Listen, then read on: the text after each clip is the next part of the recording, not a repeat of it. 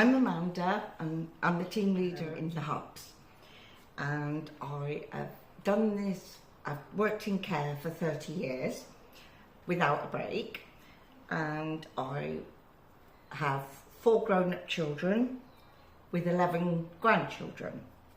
So obviously working in care is not just about elderly, it's about all ages and all aspects, which I've done. So what first inspired me was actually my nan. And when my daughter was 3, I helped look after my nan. And she had a stoma bag, and I went down with the 4 children to my mum's because she lived with my mum. And I helped my mum nurse her, and my nan said to me, "You'd be good at this." She said, "You really need to look into this." And I always remembered what she said, always remembered. So when my daughter went to school, that's what I did. And I happened to go into a nursing home, which was in Fairford, which was my very first job there. And I always remember my very first day. It was hilarious because you had this little old lady that you think is very sweet. And they said, "Now just be careful you don't take your eye off her, because if you take your eye off her, she'll punch you." So, but it wasn't that, it was what she said. I couldn't believe a little old lady could swear. So that, to me, was a very big eye-opener. So anyway, so obviously you get training, and I only had a couple of hours training, because straight away they could see, obviously by being a mother, I knew what I was doing, and the clients were quite happy with me. So very quickly I settled into that role. And the lady who taught me, Lisa, I never forget the way she taught me, because she taught me to a very high standard, to which to this day I still work by. And when I train people, I train them to that standard. And that's always lived with me. Were there any challenges? Yes. Their behaviours, which is what I didn't expect. You think you're going to go in and it's going to be making cups of tea and general chit-chat. No, it's not. It's more than that. And it's not just the personal care, it's getting to know them, getting them to trust you, to open up to you. So there's lots of different aspects in that experience, but very, very rewarding, very rewarding. And it's not just about the clients you look after, it's the families as well. It's getting them to trust you and being able to liaise with you, and also the staff you work with is always, you have to learn to work as a team as well as work on your own and have your initiatives, and you learn very quickly how to spot things when things aren't right. So obviously when I was in the nursing home, you would go and get the nurse, but I then progressed from there and went to residential, where I then ran the actual home. And I dealt then, it wasn't just medication, it was doctors, nurses, social workers, mental health teams, obviously all the paperwork that goes with it. So that brought me on to a different level of care. So you see a different side to the physical, you also have all that goes with it. And then I came to First City.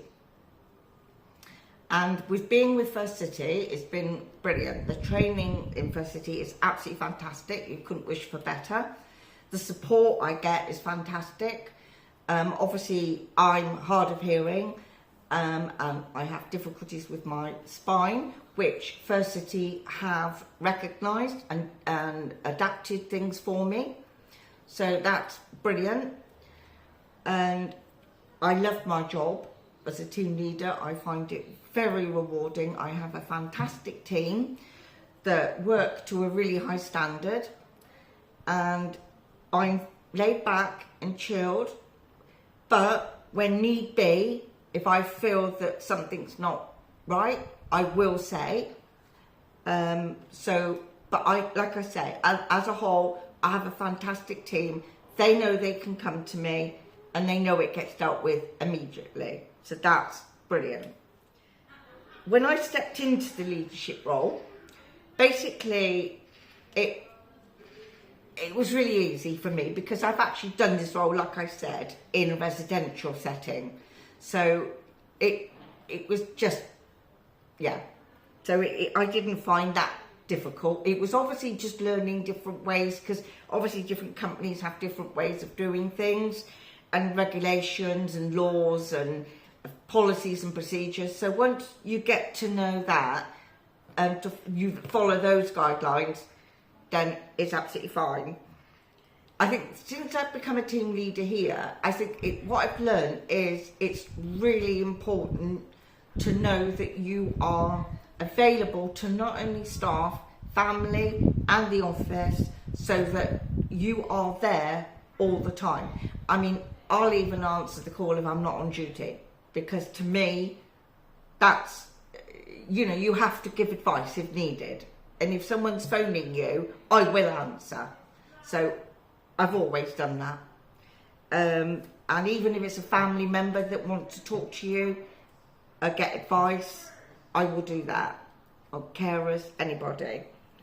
So that's how I partly support and motivate my team. Is by motivation, I like to think that if they see me doing things that they do, then that inspires them. So I'm not one to sit down and say, right, you do this, you do this, you do this. I lead by example. And I think by leading by example, you get more from your team.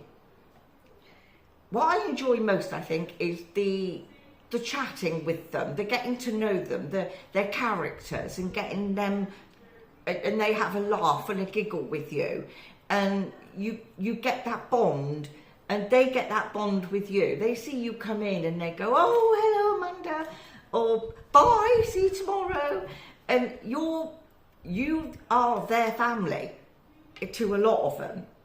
So some people don't have family members that live nearby, and you're the only person that they can relate to. So it is really important, I feel, that you make them feel that that they are at home and you are a part of their family. You get more from them, and it's really nice to see that they're happy too and smiling. I think what keeps me motivated during challenging days is the fact that I just love the job I do. I've never ever entered my head to look into any other profession. This is, to me, it's not a job, it's a way of life. You have to enjoy what you're doing. And you don't do it for the money, you do it because you actually care about what you do. And I do, always have. I was told once when I was doing my MVQ2 that I had natural empathy. And she always said to me that you can't be taught that. You either have it or you don't. And to have empathy, you need to have empathy to be in care. You have to have that natural connection, and they feel that from you. They get that, they feel it. Advice to give someone who's new to the care industry: give it a chance. Don't just base it on 1 or 2 days. You've got to give it a chance, because you're not what you see in one day. Every day is different. Every day is different, and you you have to learn to get to know those residents. They have to learn to get to know you. And once you've done that, give it 3 or 4 weeks, you'll love it. Absolutely love it. Is there a moment that really stands out that makes me feel proud or moved? Loads of things. Loads of things over 30 years. But one thing that stands out, fairly recent, since I've been in First City then, I was giving end-of-life care, and I love end-of-life care. I get so much from end-of-life care, I really do. I was giving end-of-life care, and her daughter was really upset because she said she felt her mum had never loved her. And I said, she does. She said, no, she's never told me, ever.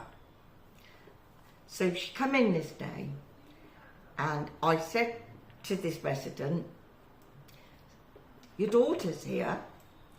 And she went, is she? And I said, yeah. I said, you love your children, don't you? Oh, yes. And then I said, do you love this lady? Obviously, I can't mention names. And she said, oh, yes, very much so. And I said, well, she's here now. And she said, is she? And then she put her hand down. And she said, I love you. And her daughter stood there and was absolutely in floods of tears. And she said to me afterwards, she said, Amanda, I'll never forget that. She said, thank you so much. She said, you've got no idea how much that means to me. And that's one of the special moments out of 30 years. If you're feeling unsure if it's the right fit for you, I would suggest that first of all, before you went through all the process of applying, maybe chat to some carers about their experiences and get insight to find out from them as to whether you think you could or would enjoy that job. So I would do some background first before you go head in. So thank you very much for listening to me.